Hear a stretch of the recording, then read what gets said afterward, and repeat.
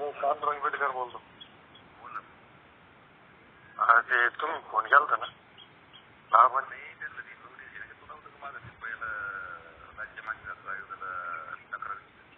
हा तिथं ते चौकशी वगैरे पूर्ण झाली ती नोटीस दिली वाचले ना. हा वाचले ते म्हणे सही कर आणि त्याच्यात लिहिलेलं आहे का मी आरे रवी केली म्हणून तिथं. मी काय आरे रवी केली रेकॉर्ड असेल ना तिथं मग सीसीटीव्ही मध्ये. अरे ते आम्हाला काय माहित असतं ते डेप्युटी साहेबांचं हे असतं ते